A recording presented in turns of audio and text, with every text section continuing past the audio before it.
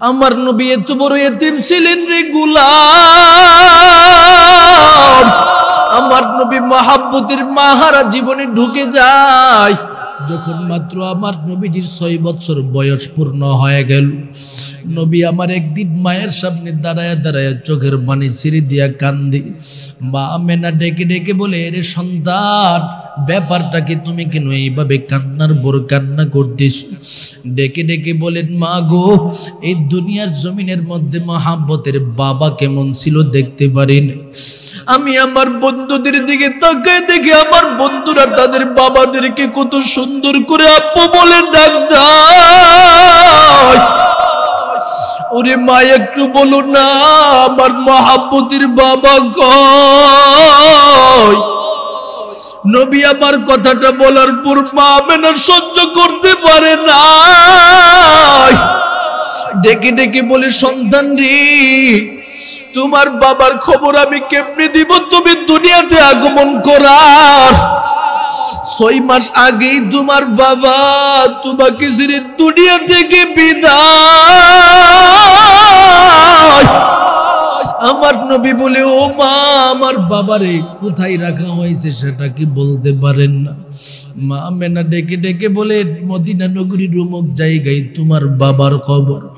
ও জাহিদপুর এলাকার আল্লাহর মহব্বতের বান্দাদের দল, যারা এই ময়দানের মধ্যে আশিক রাসূল আছে, যারা আমার নবীর কলিজা দিয়া ভালোবাসে গোলাম, তোমাদের কাছে একটু অনুরোধ করি, ডানে বামে কোনো তাকাইবা না, মোবাইলের দিকে তাকাইবা না। যারা স্টেজে আছেন তারাও ডানে বামে তাকাবেন না। একটু মনোযোগের সাথে আমার কথাটাকে শুনিয়া লন। আমার নবীর ইশক আর মহব্বত দিলের ভিতরে নিয়ে যদি একটা ফোঁটা চোখের পানি ছেড়ে দিয়ে আমার রবের দরবারে কাঁদতে পারেন, আরে বান্দা, এক ফোঁটা চোখের পানির ওয়াসিলা দিয়ে আমার রব আপনারে মাফ করে দিবে। এরে আল্লাহর বান্দারা, কেউ ডানে বামে তাকাবেন না, একটু তাকায় দেখে।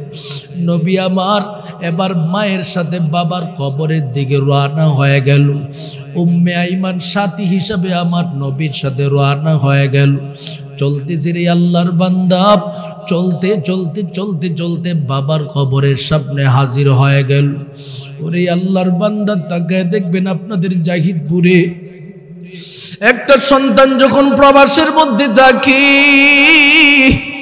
এই প্রবাসী সন্তান যখন বিদেশে থাকা অবস্থায় বাবা মা দুনিয়া থেকে বিদায় হয়ে যায়, দেশে আসার পর সন্তানটারে যদি বাবার কবরটা চিনায় দেওয়া হয়, মায়ের কবরটা চিনায় দেওয়া হয়, ওই সন্তান চোখের পানি রাখতে পারে না রে গোলাম।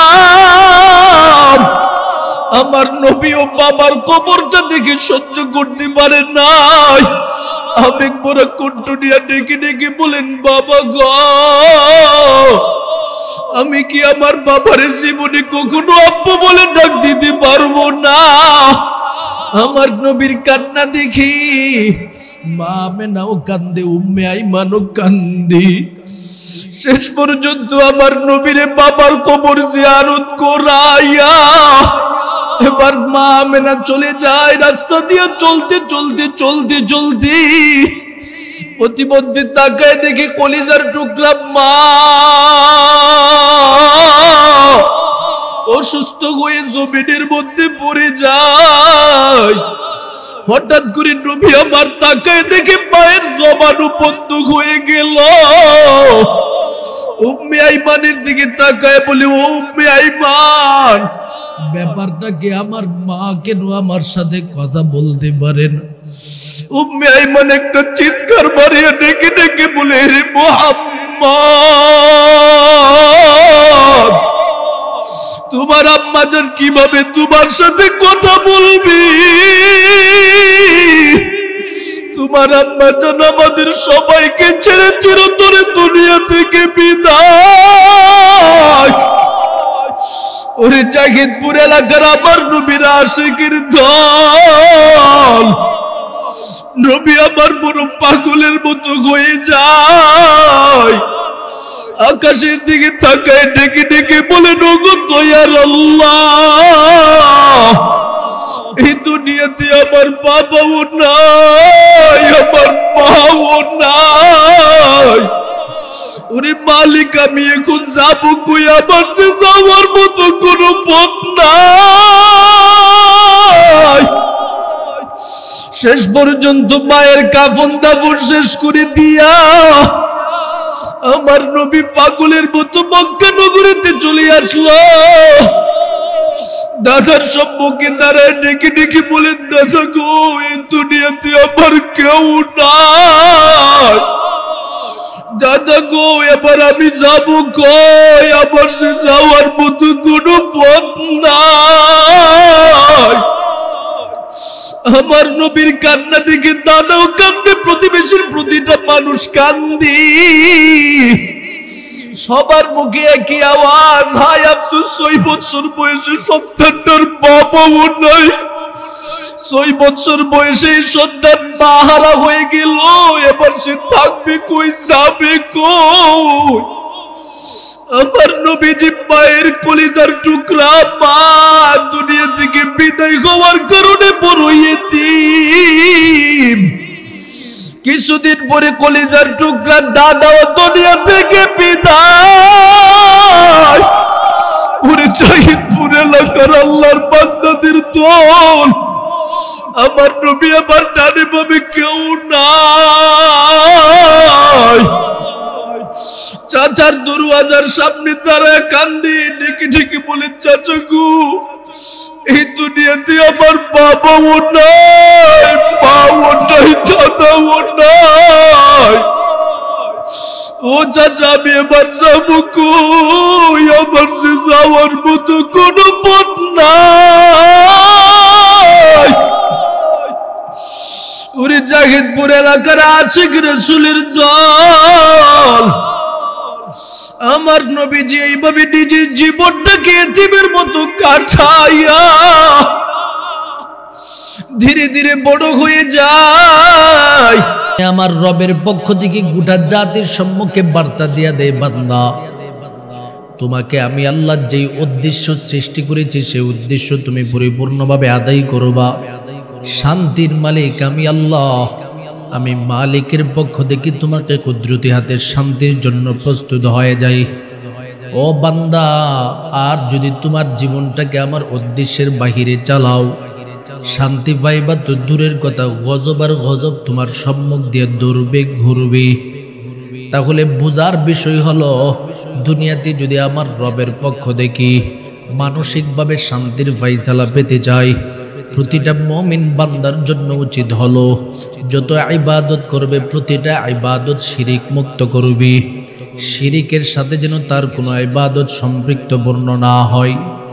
অথচ বড় দুঃখের সাথে বলতে হয়, এমন একটা যুগে আমরা অবস্থান করতেছি, আমার প্রতিটা কথায় কথায় শিরিক হয়ে যায়। আমার ইবাদতের মধ্যে শিরিক হয়ে যাচ্ছে, আমার সেজদার মধ্যে শিরিক হয়ে যাচ্ছে, আমার রুকুর মধ্যে শিরিক হয়ে যাচ্ছে, আমার মান্নতের মধ্যে শিরিক হয়ে যাচ্ছে। মুমিন বান্দা সেটা বুঝতেও চাই না, বুঝেও না। কথা কোন ঠিক কিনা? কত মানুষ আছে দেখবেন গায়রুল্লাহর নামে মান্নত করে থাকে, আছে না নাই? যেমন সমাজে কিছু কিছু ভণ্ড পীর আছে, তাদের নামে তাদের মুরিদরা মান্নত করে যে আমার সন্তান যদি একটা হয় তাহলে আমি পীরের কবরের নামে একটা মান্নত করলাম, গরু দিয়ে আসবো, একটা ছাগল দিয়ে আসবো। এইভাবে বিভিন্ন মানুষ মান্নত করে থাকে। আমার নবী বলেন, যখন ওই জবান থেকে তুমি গায়রুল্লাহর নামে মান্নত শব্দটা আনো, সাথে সাথে তুমি শিরিকের মধ্যে লিপ্ত হচ্ছ। নাউজুবিল্লাহ বল। অথচ আমার নবী ঘোষণা দেয়, রে উম্মত, তুমি নিজেকে শিরিক থেকে বাঁচাও। এটা এত বড় ভয়াবহ গুনাহ। ইন্নাল্লাহা লা ইয়াগফিরু আইয়ুশরাকা বিহি ওয়া ইয়াগফিরু মা দুনা যালিকা লিমান ইয়াশা। আমার রবের পক্ষ থেকে ঘোষণা প্রদান করে দেই, বান্দাদের ব্যাপারে সব ক্ষেত্রে ক্ষমার রাস্তা আমি আল্লাহ খুলে রেখেছি। কিন্তু শিরিককারী বান্দা যদি তওবাহীন অবস্থায় আমি রবের নিকটে চলে আসি, ওই বান্দার কোনো ক্ষমা আমি রবের কাছে হতে পারে না। ও আল্লাহর মহাব্বতের বান্দাদের দলেরা, এবার একটু নিজেদেরকে প্রশ্ন করে দেখেন, ইবাদতগুলোকে কি আপনি শিরিক মুক্ত করতে পারলেন?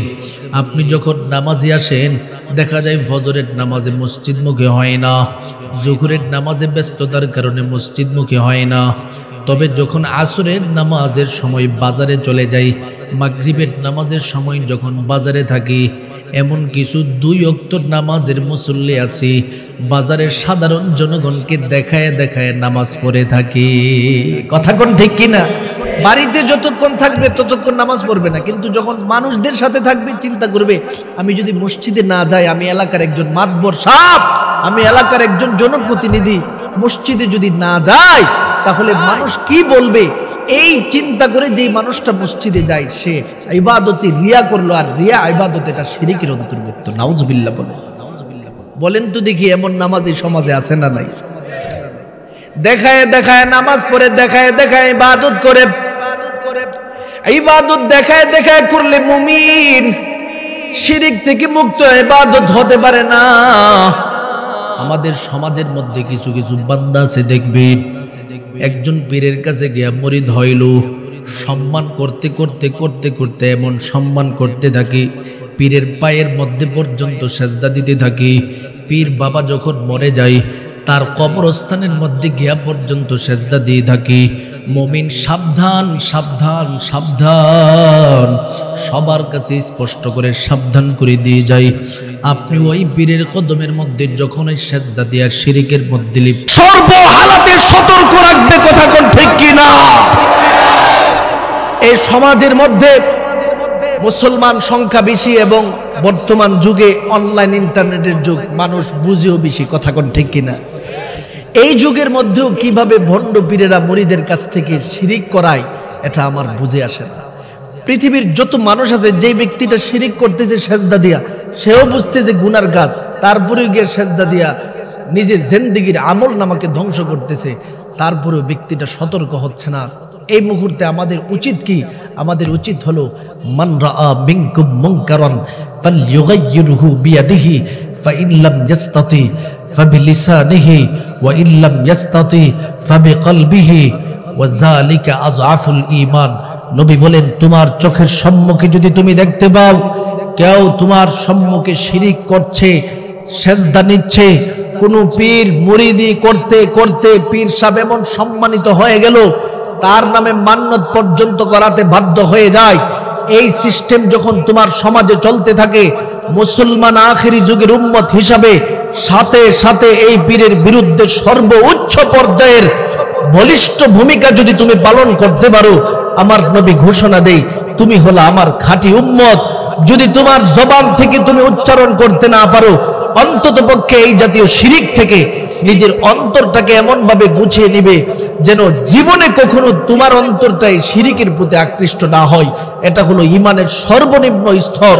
অথচ এই যুগের মধ্যে আমরা নিজেদেরকে শিরিক থেকে রক্ষা করতে পারছি না, আমাদের জিন্দেগিটাকে শিরিকের ভিতরে ঢুকায় দিচ্ছি।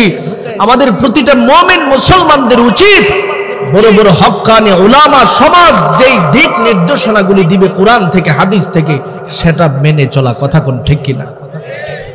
অথচ আমাদের সমাজ মানুষ বুঝতে পারে না, অযথা না বুঝে অজ্ঞতার কারণে শিরিক নামক ইবাদতের মধ্যে লিপ্ত হয়ে যাচ্ছে।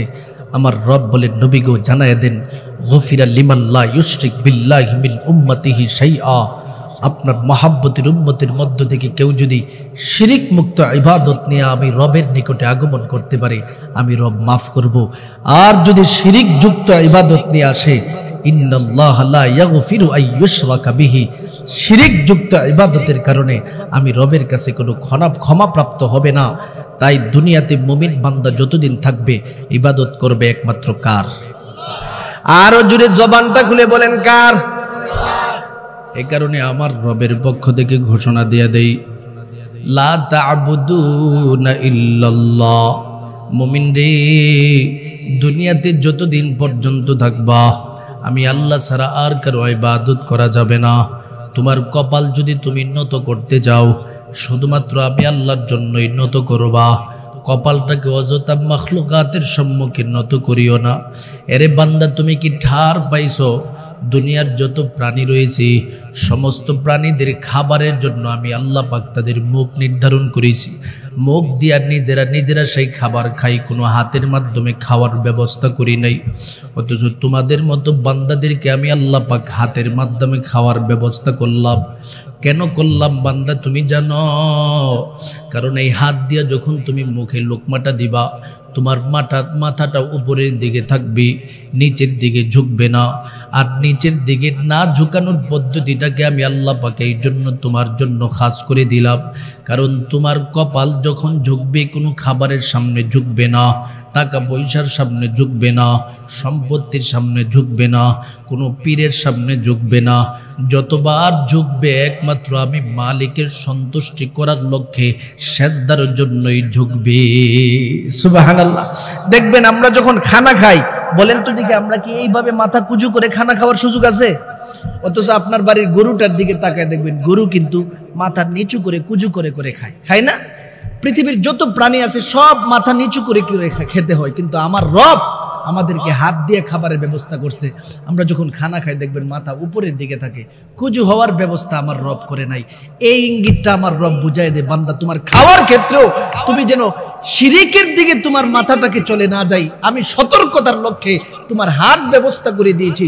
অন্য প্রাণীদের মতো মুখ কুজু করে তোমার মাথাটাকে নিচু করে খাওয়ার কোনো প্রয়োজন হয় না। কারণ শিরিক এটা বড় অত্যন্ত জুলুম নামক একটা গুনাহ।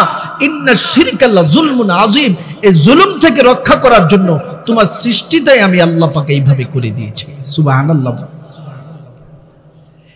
এই কারণে আমার রবের পক্ষ থেকে বলে, বান্দা তুমি যদি পরিপূর্ণভাবে আমি রবের পক্ষ থেকে শান্তির ফায়সালা পেতে চাও, আমি আল্লাহ তোমার সম্মুখে পরিপূর্ণভাবে ঘোষণা দিয়ে দিলাম, আন্তরিকভাবে শান্তি পেতে যাও, লা তা'বুদুনা ইল্লাল্লাহ, আমি আল্লাহ ছাড়াই জগতের কারো ইবাদত করার সুযোগ নেই। 2 নম্বরে আমার রব এবার বলে, বান্দা তুমি যদি তোমার ফ্যামিলিগত জীবনের মধ্যে পরিপূর্ণ শান্তির ফায়সালা পেতে চাও, আমি আল্লাহ যেই বিধান তোমার জন্য ধার্য করতেছি সেটা মেনে নাও। ওয়া বিল ওয়ালিদাইনি ইহসানা। মুমিন রে, দুনিয়াতে যতদিন পর্যন্ত থাকবা, মহাব্বতের বাবা মা যতদিন থাকবে, বাবা মার সাথে তুমি সদাচরণ করবা, বাবা মাকে কষ্ট দিবা না। আর দুনিয়ার বাস্তবতার দিকে যদি আপনি তাকান দেখবেন, সন্তান যদি বাবা মার হক পরিপূর্ণভাবে আদায় করে, বাবা মা যদি সন্তানের হক পরিপূর্ণভাবে আদায় করে, এই ফ্যামিলির মধ্যে কখনো অশান্তির নিদর্শন দেখা যায় না। কথা কোন ঠিক কিনা? বাবা মা সন্তানের হক আদায় করতেছে, সন্তানও বাবা মার হক আদায় করতেছে। এই ফ্যামিলিতে বাপ মা এবং সন্তানের মধ্যে কোনো ঝগড়া হবে? কেন হবে না? কারণ উভয়জন একে অপরের হক আদায় করতেছে। হক যখন আদায় হয় না, তখন এই ঝগড়ার সম্মুখীন হয়ে থাকে। কথা ঠিক কিনা? কারণে আমার রব ভালো করে জানে, বান্দারে দুনিয়াতে তুমি থাকবা, আমি জানি তুমি ফ্যামিলিতে বসবাস করবা, বাবা মার সাথে তোমার চলাফেরা করতে হবে, তোমার বিবি বাচ্চার সাথে চলাফেরা করতে হবে। আমি রব জানি বলেই তোমাকে বিধান দিয়া দিলাম, দুনিয়াতে যতদিন থাকবা বাবা মার সাথে সন্তান তুমি ভালো আচরণ করবা। কেন আচরণ করবা? এই নমুনাটা, এই কারণটাও আমি আল্লাহ বর্ণনা করে দিয়েছি। কারণ তোমার বাবা মা যদি তোমার উপরে খুশি হয়ে যায়, আমি রব নিজে তোমার উপরে খুশি হয়ে যাব। সুবহানাল্লাহ। قال رسول الله صلى الله عليه وسلم رضا الرب برضا الوالدين وسخط الرب بسخط الوالدين। আমার নবী ঘোষণা প্রদান করে দেয়, ও আমার মহাব্বতের উম্মতের দলেরা, আমার রব ঘোষণা দিয়েছেন, দুনিয়াতে যতদিন পর্যন্ত থাকবা তোমার বাবা মাকে তুমি সন্তুষ্ট করবা। তোমার বাবা মা যদি তোমার উপরে পরিপূর্ণভাবে সন্তুষ্ট হয়ে যায়, আমার আল্লাহ তোমার উপরে সন্তুষ্ট থাকবে। আর যদি তোমার বাবা মা তোমার উপরে রাগ করে বসে থাকে, অসন্তুষ্ট হয়ে বসে থাকে, আমার রব নিজে তোমার উপরে অসন্তুষ্ট হয়ে থাকবে। এরে আল্লাহর বান্দাদের দলেরা, আপনি সারাটা দিন নামাজ পড়তে পড়তে পড়তে পড়তে জিন্দেগি কাটায় দিছেন, তাহাজ্জুদ পড়তে পড়তে মাথার মধ্যে কপালে পর্যন্ত আপনি তাহাজ্জুদের সেজদার চিহ্ন উঠায় ফেলেছেন। আমার নবী বলেন, ততক্ষণ পর্যন্ত আপনার ইবাদতগুলো আমার রবের কাছে পৌঁছবে না যতক্ষণ বাবা মাকে আপনি সন্তুষ্ট না করবেন। অথচ এই সমাজের মধ্যে এমনও যুবক সন্তান রয়েছে যাদের বাবা মা দুনিয়াতে বেঁচে আছে, কষ্ট দিতেছি, এদিকে 5 ওয়াক্ত নামাজও পড়তেছি, ইবাদত করতেছি, তাহাজ্জুদ পড়তেছি। আমার নবী বলেন তোমার ইবাদত ততক্ষণ কবুল হবে না যদি তোমার বাবা মা ঘরের ভিতরে বসে বসে তোমার উপরে কষ্ট পেয়ে থাকে। কেন হবে না রে কবুল? কারণ তোমার বাবা মা সন্তুষ্ট মানে তোমার রব সন্তুষ্ট, বাবা মা কষ্ট মানে তোমার রব তোমার উপরে কষ্ট পেয়ে বসে আছে। আর তোমার রব যদি তোমার উপরে অসন্তুষ্ট হয়ে বসে থাকে, তার কদমে যত সেজদা দাও না কেন রে বান্দা, একটা ইবাদত আমার রবের কাছে বিন্দু পরিমাণে কবুল হবে না। নাউজুবিল্লাহ বলে। অথচ এমন আমলি সন্তান আছে না নাই সমাজে, যারা 24টা ঘন্টা রুকু সেজদা করতেছে, তাসবিহ টানতেছে, জিকির আজগারও করে, কিন্তু বাপ মারে টাকা পয়সা দেয় না, খাবার দেয় না, এমন সন্তান সমাজে আছে না নাই? তুমি কেমনে ইবাদত করে আমার রবের কাছে ইবাদত পৌঁছাইবা একটু চিন্তা করে দেখো। অথচ আমার নবী ঘোষণা দিয়া দেয়, মহাব্বতের বাবা মা হলো তোমার জন্য অমূল্য সম্পদ। পিস্তল দিয়া কেউ যদি গুলি করে, সেই গুলি যেখানের মধ্যে করবে সেটা নির্দিষ্ট জায়গায় নাও পৌঁছতে পারে। আমার নবী বলেন বাবা মা যখন দোয়া করবে, সেই দোয়াটা আমার রবের কাছে সাথে সাথে পৌঁছে যায়। সুবহানাল্লাহ। قال رسول الله صلى الله عليه وسلم ثلاث دعوات مستجابات لا شك فيهن। আমার নবী ঘোষণা দেই, 3 প্রকারের ব্যক্তি যখন আমার রবের কাছে দোয়া করি, এই দোয়াটা আমার রব কখনো ফিরায় দেয় না। 1 নম্বরের দোয়া হলো দাওয়াতুল ওয়ালিদাইনি আলা ওয়ালাদিহি ওয়া দাওয়াতুল মাজলুম ওয়া দাওয়াতুল মুসাফির। আমার নবী ঘোষণা দিয়ে দেয়, মহাব্বতের বাবা মা যখন সন্তানের জন্য দোয়া করে, এই দোয়াটার সাথে সাথে আমার রব কবুল করে নেই। 2 নম্বরে আমার নবী বলেন ওয়া দাওয়াতুল মাজলুম, মাজলুম ব্যক্তি যখন আমার রবের দরবারে জালেমের বিরুদ্ধে একটু আবেদন করে, সেটাও আমার রবের কাছে কবুল হয়ে যায়।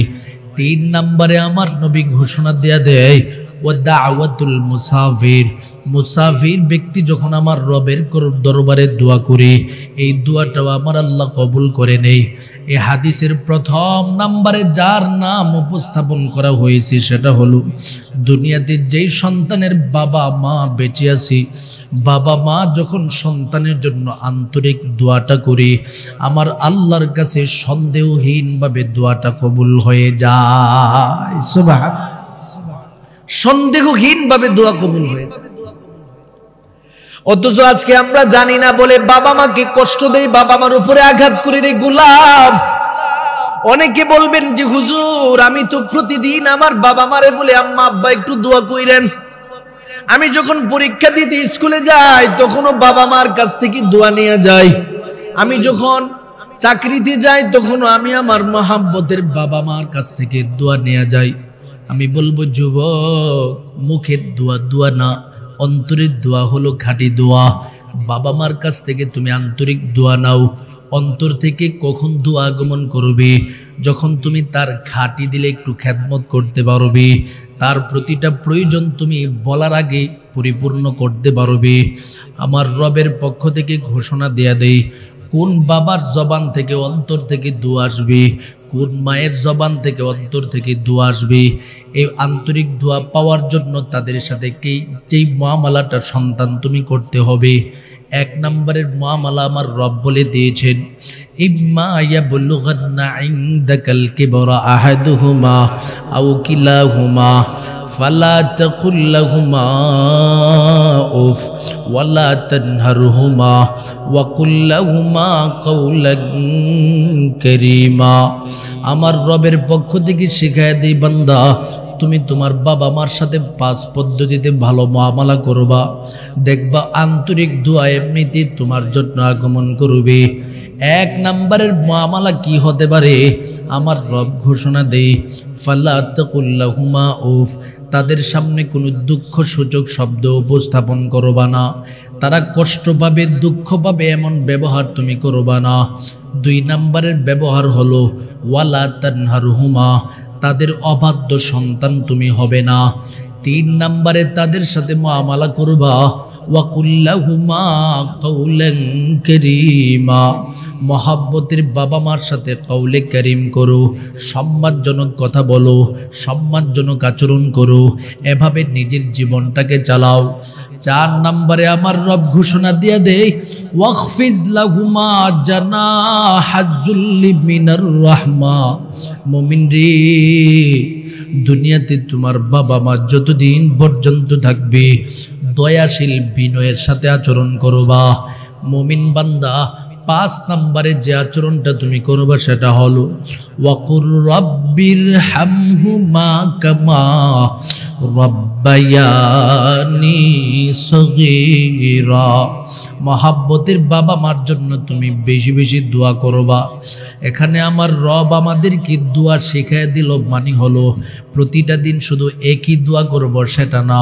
এর দ্বারা উদ্দেশ্য নিয়ে আমার রব বুঝায় দেই, বান্দা তুমি যখনই সুযোগ পাইবা আমি রবের কাছে বাবা মার জন্য যে কোনো সিস্টেমে দোয়া করবা, বাবা মার হায়াতের জন্য দোয়া করবা, বাবা মা মরে গেলে বাবা মার জান্নাতের জন্য তুমি দোয়া করবা। এই আয়াত দ্বারা আমার রবে উদ্দেশ্য নিয়া জাতির সম্মুখে স্পষ্ট করে দেই, বাবা মাকে দোয়া থেকে নিজেকে মাহরুম করে দিও না। প্রতিটা মুহূর্তে মুহূর্তে বাবা মার জন্য তুমি দোয়া করবা। কেন দোয়া করবা রে বান্দা? তুমি যখন নেককার সন্তান দুনিয়াতে থাকবা, আমার নবী ঘোষণা দেই 3 প্রকারের ব্যক্তি যখন আমার রবের দরবারে দোয়া করি আল্লাহ যেভাবে কবুল করে নেই, পাশাপাশি 3টা জিনিস যদি বাবা মা দুনিয়াতে রেখে দিয়ে যেতে পারে সেটার সওয়াব বাবা মা কবরে বসে বসে পাইতে থাকে। সুবহানাল্লাহ। ইজা মাতা বনি আদম ইনকাতা আনহু আমালুহু ইল্লা মিন সালাস মিন সাদকাতিন জারিয়া আও ইলমিন ইয়ানতাফিউ বিহি আও ওয়ালাদিন সালিহিন ইয়াদউ লাহু। আমার নবী ঘোষণা প্রদান করে দেয়, এরে আমার মহাব্বতের উম্মতের দলেরা ভালো করে শুনে নাও, যখন তুমি দুনিয়া থেকে বিদায় হয়ে যাবে তোমার যত আমলের রাস্তা আছে সব বন্ধ হয়ে যাবে। আর জীবনে কখনো তোমার কবরের নামাজের সওয়াব যাবে না, জিকিরের সওয়াব যাবে না, কুরআন তেলাওয়াতের সওয়াব যাবে না। ও বান্দা, তাহলে কি যাবে? কি যাবে? ভালো করে শুনে নাও। নবী বলেন 3টা জিনিস 24টা ঘন্টা যাবে। মিন সাদকাতিন জারিয়া, এলাকার মধ্যে যদি কোনো মসজিদ থাকে তুমি একটা মসজিদ নির্মাণ করে দিয়া গেলা, অথবা এলাকার একটা ওযুখানার প্রয়োজন রয়েছে সুন্দরভাবে তুমি একটা ওযুখানা বানায় দিয়া গেলা। আমার নবী ঘোষণা দিয়া দেয়, যতদিন পর্যন্ত মসজিদ এবং সেই ওযুখানা থাকবে মুমিন বান্দারা সেখান থেকে যত উপকৃত হবে প্রতিটার সওয়াবের ভান্ডার তোমার কবরের মধ্যে যেতে থাকবে। 2 নম্বরে আমার নবী বলেন আও ইলমিন ইয়ানতাফিউ বিহি, একটা নেককার ছাত্র যদি তুমি দুনিয়াতে ইলমি দিন শিখায় রেখে দিয়ে যেতে পারো, ছাত্রটা দুনিয়াতে যতদিন পর্যন্ত থাকবে তোমার আমল নামার মধ্যে ততদিন পর্যন্ত সওয়াবের ভান্ডার যেতে থাকবে। 3 নম্বরে আমার নবী এবার আমার মৌলিক বিষয়টা বলেন, আওয়ালাদিন সালিহিন ইয়াদউ লাহু। দুনিয়াতে কোন বাবা মা যদি একটা নেককার সন্তান রেখে দিয়ে যায়,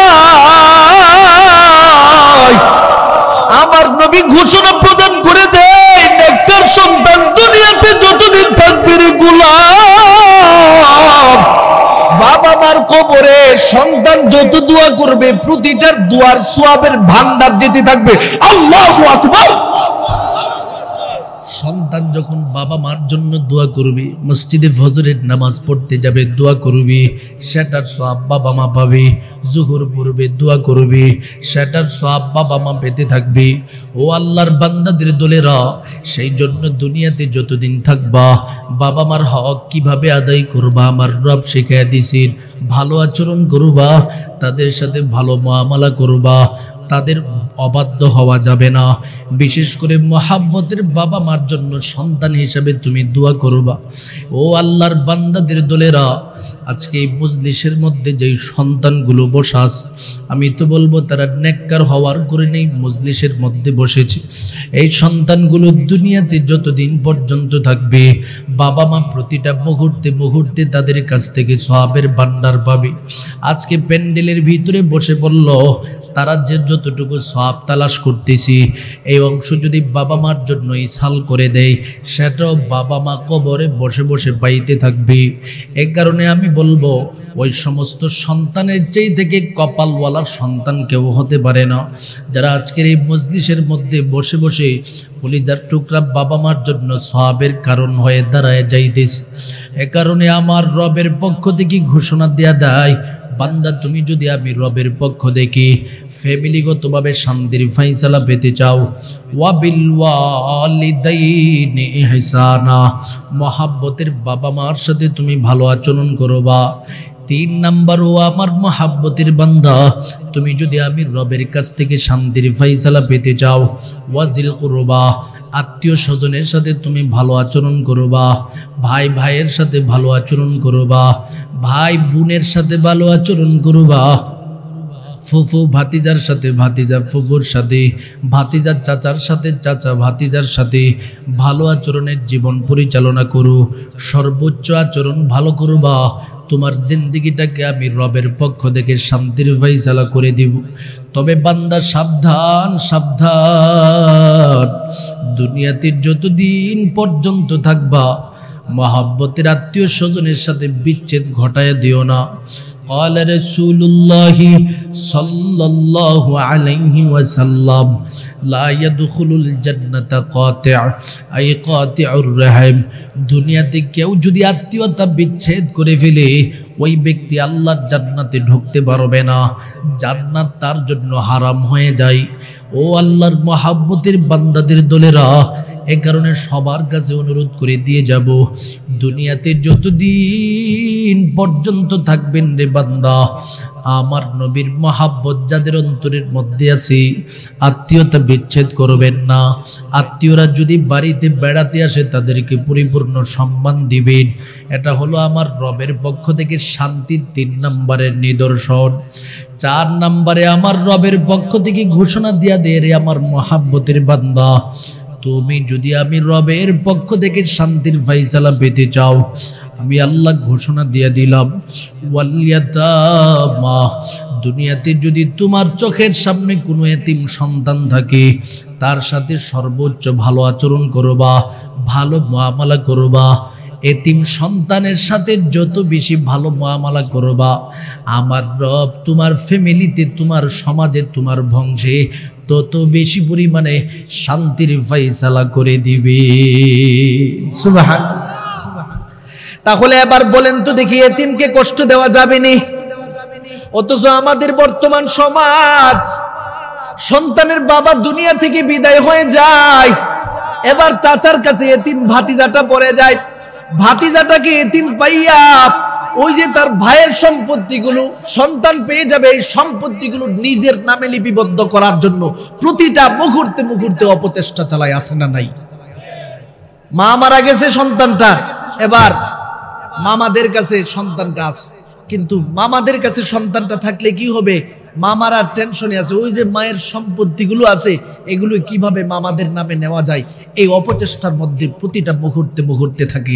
এমন মানুষ সমাজে আছে না নাই? এভাবে এতিমের সম্পত্তি সমূহকে লুণ্ঠন করে খায়। বান্দা তুমি জানো না, এতিমের সম্পত্তি তুমি লুণ্ঠন করে খাইতেছো, মানে তুমি ভাবতেছো এটা টাকা পয়সা তুমি খাও। না না, আমার রবের পক্ষ থেকে স্পষ্ট ভাষায় ঘোষণা প্রদান করে দেই, আল্লাযীনা ইয়াকুলুনা আমওয়ালাল ইয়াতামা যুলমা ইন্নামা ইয়াকুলুনা ফি বুতুনিহিম নারা। আমার রবের পক্ষ থেকে ঘোষণা দিয়া দেয়, যদি জমিনে কোনো মানুষ অন্যায়ভাবে কোনো এতিমের সম্পদ ভক্ষণ করে, সে যেন এতিমের সম্পদ ভক্ষণ করে নাই, বরং সে জাহান্নামের আগুন বক্ষণ করতেছি। এরই আল্লাহর বান্দাদের দলেরা, এ কারণে আমার নবী রহমতে আলম নবী ঘোষণা দিয়া দেয়, বান্দারে দুনিয়াতে যতদিন থাকবা তোমার সামনে যদি কোনো এতিমের সম্পত্তি থাকে, সাথে সাথে তার সম্পত্তি তার কাছে তুমি ফিরাইয়া দাও। ও বান্দা, এতিমের সম্পত্তির দিকে নজর দিবা না। ওয়া আতুল ইয়াতামা আমওয়ালাহুম, আমার রব ঘোষণা দিয়ে দেই, এতিমের সম্পদ যখন তোমার সম্মুখে চলে আসবে, সাথে সাথে তার সম্পত্তি ফিরাইয়া দাও, পারলে একটু বেশি দিয়া দাও। তোমার কাছে যদি কোনো এতিম সন্তান থাকে, সুযোগ যদি থাকে রে বান্দা, তাকে তুমি ভালোবাসো, তার কপালের মধ্যে হাত বুলাইয়া দাও, তাকে তুমি লালন পালন করো। কারণ আমার নবী ঘোষণা প্রদান করে দেয়, জমিনে যখন কোনো মুমিন বান্দা এতিম সন্তানকে লালন পালন করি, তার ফজিলত আমার নবী নিজে বলেন, এর উম্মতের দল, জমিন থেকে আমি নবীরে তোমরা কখনো দেখতে পাও নাই। আমি নবীর বাড়ি থেকে তোমাদের বাড়ি অনেক দূরে, আমি নবীর বাড়ি মক্কা মদিনায়, তোমাদের বাড়ি বাংলাদেশের মৌলভীবাজার রাজনগরী, কত হাজার হাজার মাইল দূরে আমার মহাব্বতের উম্মত। আমি নবীর সাথে তোমাদের সাক্ষাৎ হওয়ার কোনো সুযোগ নাই, তবে আমি নবীজি একটা অপশন তোমাদের সম্মুখে রেখে দিলাম। কি অপশন রেখে দিলাম জানো? আনা ওয়া কাফিলুল ইয়াতীমি ফিল জান্নাতি হাকাযা, আনা ওয়া কাফিলুল ইয়াতীমি ফিল জান্নাতি হাকাযা।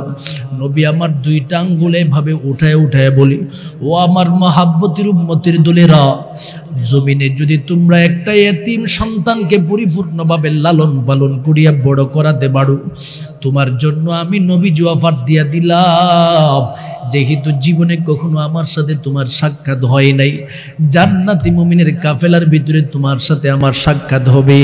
কেমন কাছাকাছি হবে? নবী আমার দুইটা আঙ্গুল এভাবে উঠায় বলে, যেইভাবে দুইটা আঙ্গুল কাছে কাছে, আমি নবীর সাথেও কাছাকাছি তোমার মতো উম্মত থাকতে পারবা। मस्जिद में कलमा में नमाजों में अज़ा में है नाम इलाही से मिला नाम मोहम्मद, है नाम इलाही से मिला नाम मोहम्मद।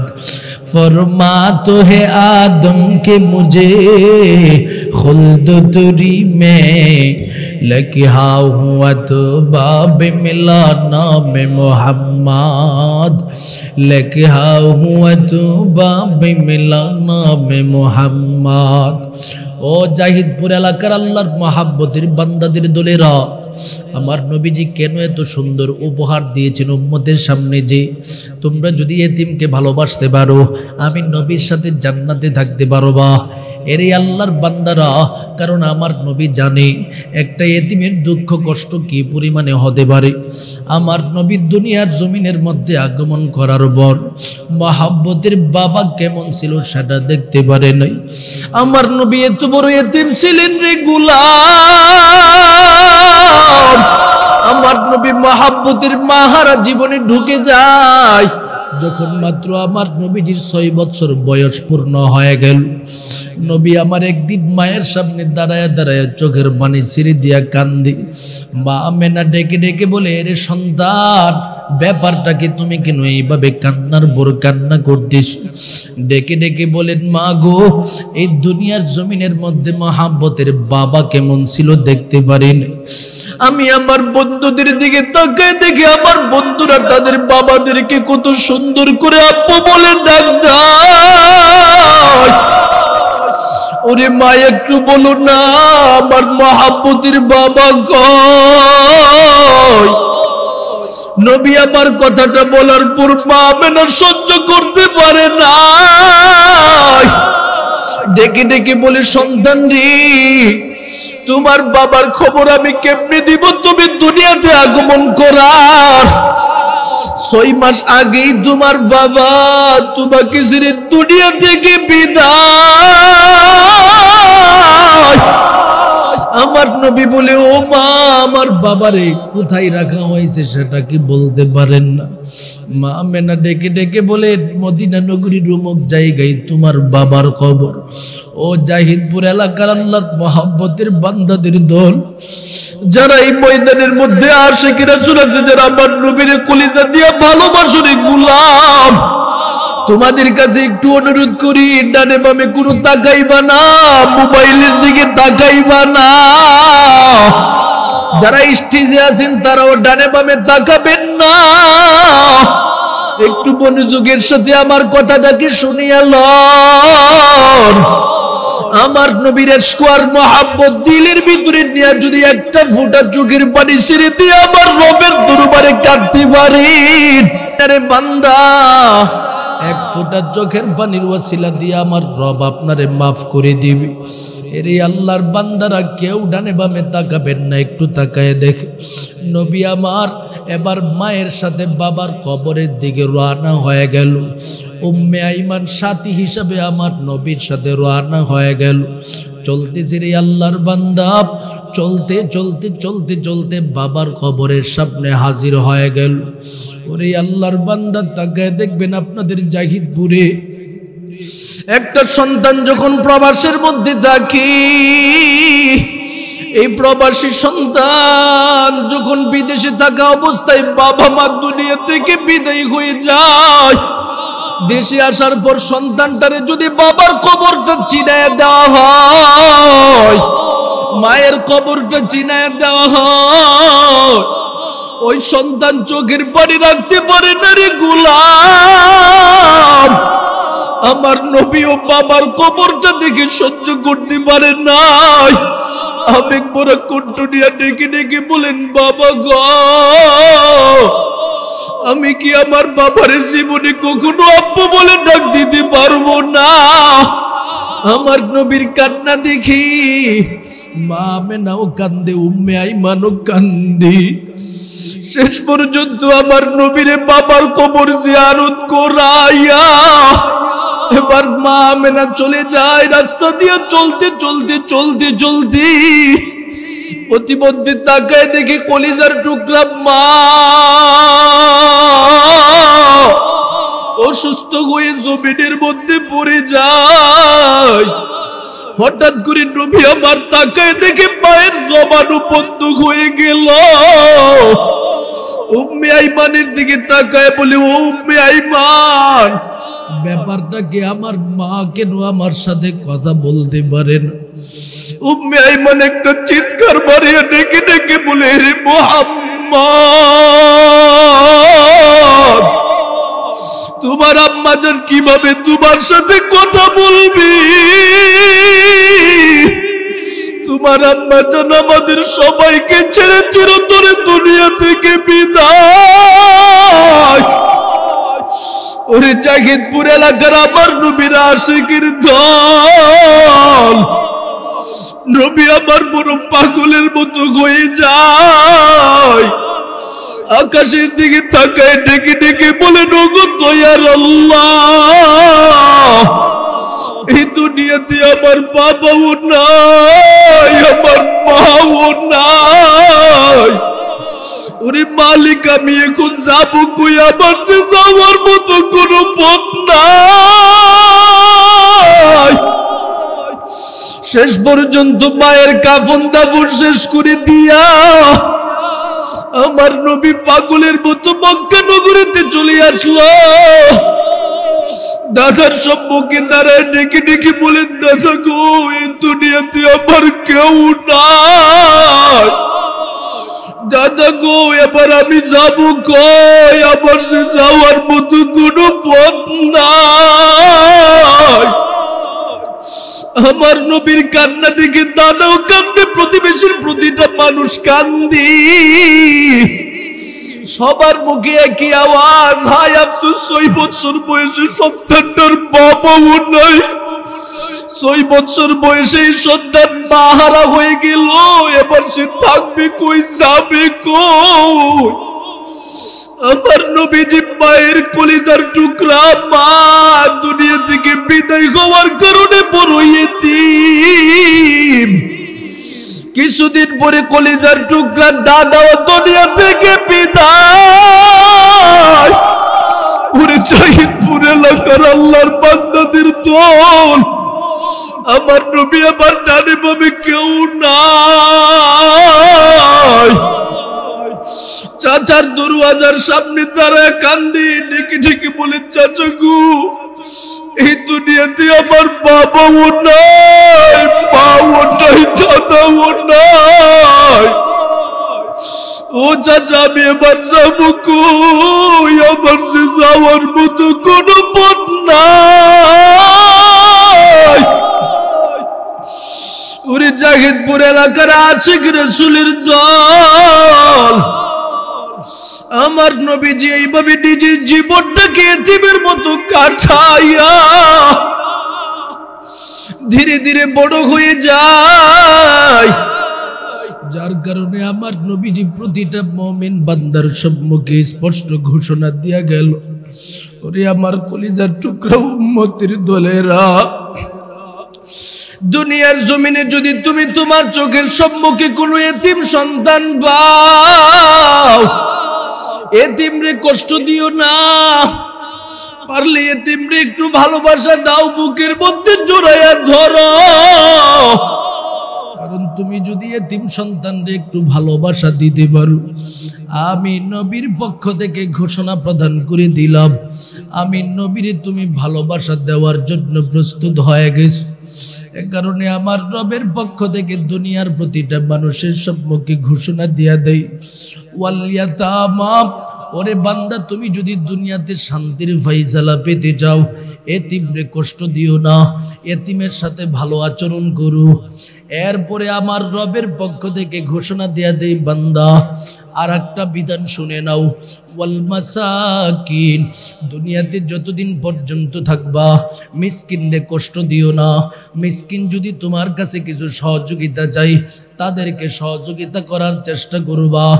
6 নম্বরে আমার রবের পক্ষ থেকে বুঝায় দেই, ওয়াকুলু লিন্নাসি হুসনা, মুমিন রে, দুনিয়াতে যতদিন পর্যন্ত সামাজিকভাবে তুমি বসবাস করবা, একজন মানুষ অপর মানুষের সাথে ভালো আচরণ করবা, কেউ কাউরে কখনো কষ্ট দিবা না, জবান দিয়া কষ্ট দিবা না, হাতের মাধ্যমে কষ্ট দিবা না, আঘাত করবা না। নিজের জীবনটা যদি শান্তির মাধ্যমে সাজাতে যাও, ওরে বান্দাদের দলেরা, এরপরে আমার রবের পক্ষ থেকে 6 নাম্বার 7 নাম্বারের ঘোষণা দেই, ওয়া আকিমুস সালাহ, বান্দা দুনিয়াতে তুমি যতদিন থাকবা নিজের ব্যক্তিগত জীবনকে নামাজি বানাও, ফ্যামিলিগত জীবনকে নামাজি বানাও, সামাজিক জীবনে তুমি নামাজি বানানোর চেষ্টা করো। পাশাপাশি রাষ্ট্রীয় জীবনে প্রতিটা মানুষকে নামাজি বানানোর যত প্রকারের আইন আছে সেটা সিদ্ধান্ত নাও। এই সিদ্ধান্ত নেওয়ার জন্য যত রাস্তা আছে প্রতিটা রাস্তাকে পরিপূর্ণভাবে গ্রহণ করে নাও। যদি রাষ্ট্রীয়ভাবে নামাজ কায়েমের পদ্ধতিটা আইনগতভাবে সমাজে হয়ে যেতে পারে, রাষ্ট্রের মধ্যে হয়ে যেতে পারে, আমার রবের পক্ষ থেকে এই রাষ্ট্রের মধ্যে পরিপূর্ণ শান্তির ফায়সালা দান করবে।